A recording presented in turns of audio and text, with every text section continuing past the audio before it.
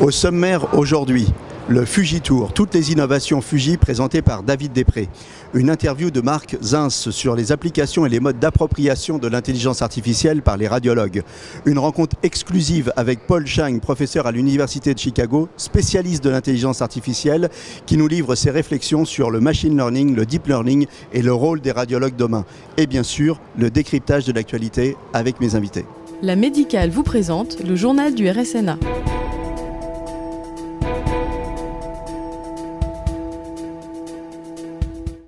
Réduction des doses, amélioration du post-traitement, on commence le Fujitour avec David Després.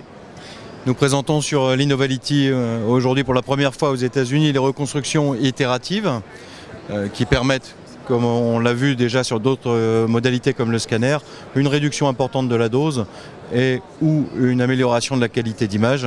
On voit un gros engouement de nos amis américains sur ce post-traitement qui permet de déployer la tomosynthèse encore plus pour traiter davantage de patients. Et cette image, elle vient de cette machine. C'est effectivement cette reconstruction itérative, un des post-traitements qui est disponible sur cette machine qui est l'Amulette, qui est déjà disponible en France, et donc on peut la faire évoluer avec ces solutions itératives. On continue la visite ? On continue la visite. Fuji, c'est aussi l'échographie. Oui, à travers notre division Sonosite, nous avons la chance de présenter aujourd'hui la première machine ultra haute fréquence en ultrason, 70 MHz, qui permet bien évidemment dans les premières applications, comme on peut le voir là, de travailler en pédiatrie, mais on sait également qu'en musculo-squelettique comme en neuro, de nouvelles applications arrivent. Cette machine compte en résolution en millimètres, là où les machines classiques comptent en centimètres. C'est vraiment une machine de toute nouvelle génération et qui traduit bien l'ADN innovation de Fujifilm. Ça bouge aussi au niveau des capteurs. Oui, la famille des capteurs Wi-Fi qui reste un must chez Fujifilm, qui permet de digitaliser l'ensemble d'un parc radiologique analogique et donc d'avoir accès à la radiologie numérique de façon efficace, est en continuelle évolution. Nous allons aller voir l'évolution suivante. On y va. Alors ça, David, c'est le dernier capteur. C'est le dernier né, un capteur 30-120 qui peut faire un rachis total ou un membre inférieur en une seule acquisition. Encore une évolution en termes d'efficacité pour la radiologie. En position debout ? En position debout ou en position couchée. L'intelligence artificielle, tout le monde en parle sur le salon. Fuji est présent dans le domaine, bien évidemment. Fuji est présent dans le domaine avec un programme de recherche. Ce programme de recherche s'appuie sur le Synapse 5, notre nouveau PACS qui est basé sur les technologies complètement web. Ce programme de recherche s'appuie sur des détections de forme, sur du tri de patients. On a beaucoup de partenariats avec de jeunes entreprises à travers le monde là-dessus. Et c'est un programme qui va s'intégrer complètement dans nos suites informatiques et dans le fait d'avoir de l'efficacité dans le traitement de la radiologie, et dans le traitement du patient et à travers la radiologie. Et voilà, c'est fini le Fujitour. Au-delà des considérations politiques, l'intelligence artificielle au quotidien, ça va donner quoi pour les radiologues ? Alors pour les radiologues, ça va leur permettre de mieux s'organiser, de consacrer plus de temps aux patients et de perdre entre guillemets moins de temps sur les données qui sont aujourd'hui en termes de volume exponentiel et explosif. Si vous voulez, voilà. Il y a 30 ans, un examen un scanographique, c'était 60 coupes. Aujourd'hui, c'est facilement plus de 1000 coupes. Cette année, c'est aussi l'explosion du scanner multi-énergie, du scanner spectral, qui va être utilisé de manière extrêmement importante et qui double, triple, quadruple le volume de données brutes qu'on va devoir interpréter. Donc, il nous faut gagner du temps. L'intelligence artificielle va nous permettre, encore une fois, de mettre de côté, tout en le validant, et c'est majeur, un certain nombre d'examens où il y aura peu d'anomalies, et de nous permettre de nous concentrer sur les examens anormaux. Un bon exemple, c'est l'oncologie. Les patients atteints de cancer ont besoin d'examens de surveillance de manière extrêmement répétée, et ils sont pris en charge de manière multidisciplinaire dans ce qu'on appelle des réunions de concertation pluridisciplinaires, les tumor boards anglo-saxons. Eh bien, le radiologue a un rôle clé aujourd'hui, d'ores et déjà, dans ces réunions de concertation pluridisciplinaires. Il est celui qui va travailler en amont de manière à vérifier que les traitements sont efficaces ou au contraire que les traitements sont délétères ou inefficaces et qu'il va falloir changer de thérapeutique. C'est par son intermédiaire qu'on évalue la capacité à traiter correctement ces patients. Il le fait sur des données diagnostiques, mais demain il va le faire sur des données de ce qu'on appelle radiomiques, en utilisant l'étude du pixel lui-même, l'analyse de texture, un certain nombre de nouveautés apparaissent qui vont être gérées en partie par l'intelligence artificielle. On a vu aussi sur certains stands que le machine learning, c'était une collaboration finalement entre le radiologue et la machine, puisque le radiologue commente et éduque en quelque sorte la machine au fur et à mesure des résultats qu'elle produit. Bien sûr, donc c'est un travail en commun entre la machine et le spécialiste de l'imagerie qui est le radiologue et le spécialiste des données que va devenir le radiologue, et ceci va se faire pour une meilleure prise en charge du patient grâce à ce travail collaboratif. Vous aviez une comparaison avec un cockpit d'avion.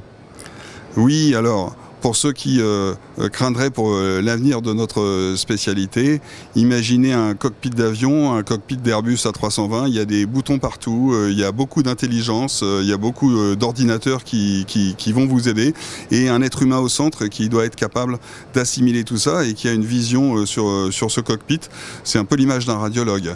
Et finalement, accepteriez-vous de monter dans un Airbus A320 où le pilote ne serait plus en place? On est rassuré, il y a un pilote dans l'avion.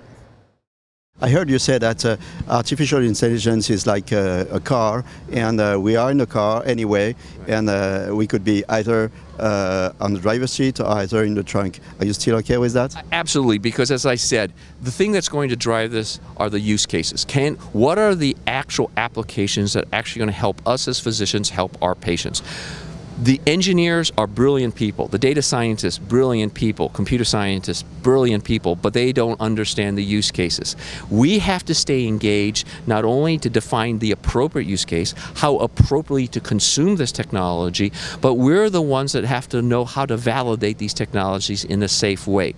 One of the fears I see, especially in younger radiologists who are terrified, some of them I've talked to say, I don't want to go into radiology because we're going to be replaced. That's not true. People have shown, even the people who are very sophisticated in this, AI works best with people, not replacing people, augmenting people. Like I said, human-machine cybernetic collaboration. But the key point here is if we don't get involved, all right, the car is going to move one way or another. If we don't drive the car, we'll be in the trunk and we may not want to know where we go. We need to drive this process, because if we do that, we'll do well by our patients. And that's the important thing. Ne manquez pas l'entretien complet avec Paul Chang, jeudi 7 décembre, dans la dernière édition du journal du RSNA. Sur mon iPhone, j'ai plein d'applications, et alors j'ai entendu dire que les radiologues avaient des serveurs d'applications. C'est pareil, c'est la même chose, ça marche pareil? Alors ça n'a absolument rien à voir. Merci. Je suis désolé, mais c'est comme ça que ça marche. Alors qu'est-ce qu'un serveur d'application? C'est un outil qui a été développé pour améliorer le diagnostic des radiologues dans leur gestion quotidienne des flux de patients. On a vu récemment les PACS qui offrent déjà un certain nombre d'outils tout à fait performants et qui permettent de faire à peu près 90-95% du diagnostic. Et puis pour les 10 à 5% restants, on a des applications beaucoup plus avancées qui nous permettent de faire du cardiaque, de l'exploration vasculaire, de la segmentation hépatique, de la détection de nodules et de la comparaison de nodules. Et donc c'est sur ces serveurs d'application que l'on peut venir travailler pour des applications évoluées. Donc ça vient en complément des PACS? Alors ça vient souvent en complément des PACS, c'est souvent d'ailleurs intégré avec les PACS, avec des systèmes qui permettent de passer de l'un à l'autre. Et aussi, autre avantage du serveur d'application, c'est que ce sont des systèmes qui sont accessibles à distance, en général par le web. C'est-à-dire que d'un site distant, on peut très bien venir utiliser et interroger ces serveurs d'application pour faire du diagnostic avancé. Quels sont les autres outils à la disposition des radiologues aujourd'hui dans le domaine informatique? Alors en fait il y en a plein, on a parlé du PACS, on vient de parler des serveurs d'application. Il faut bien savoir que le chef d'orchestre de tous les outils, ça reste le RIS, le système d'informatique radiologique. De ce RIS qui va gérer l'historique et l'antériorité du patient de son arrivée au cabinet jusqu'à sa sortie, on va utiliser des outils de diagnostic. Et à côté de ça, le RIS va interroger le PACS va interroger le serveur d'application, et on a d'autres outils à côté. On a des outils par exemple de gestion de ressources humaines qui permettent de planifier le planning du personnel personnel, médical ou non médical. On a des outils de prise de rendez-vous à distance qui permettent aux patients de prendre des rendez-vous en direct, directement dans votre cabinet aux heures choisies par les patients.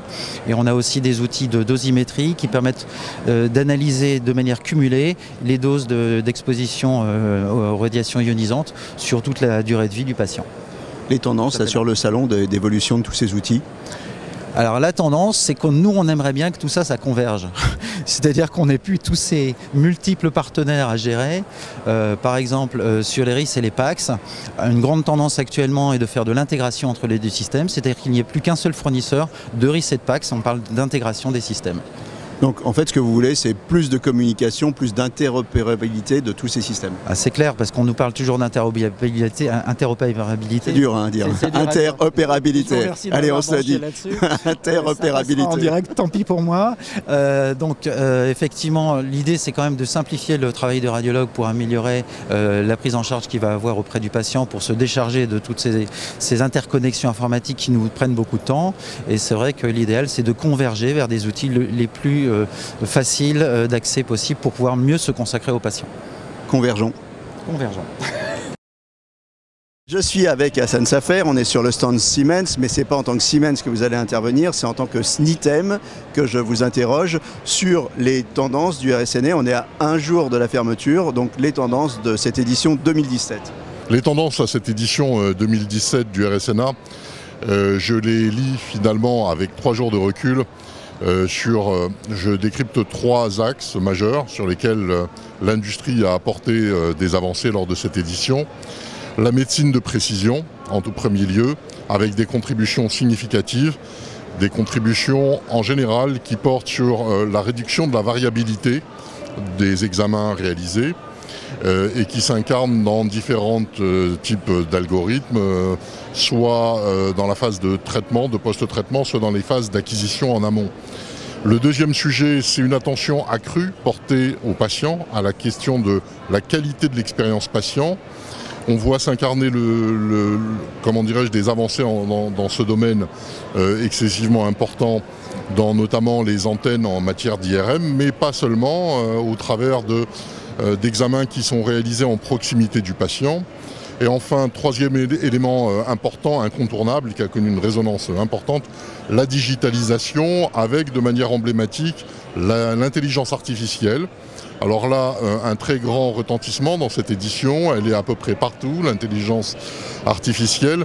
Je citerai 2 exemples, l'intelligence artificielle au service à nouveau de l'acquisition, réduire la variabilité, améliorer les performances, grâce à l'intelligence artificielle, et puis ensuite, bien entendu, sur le champ de l'aide et du support au diagnostic, l'intelligence artificielle s'inscrivant d'une certaine manière dans le prolongement du post-traitement.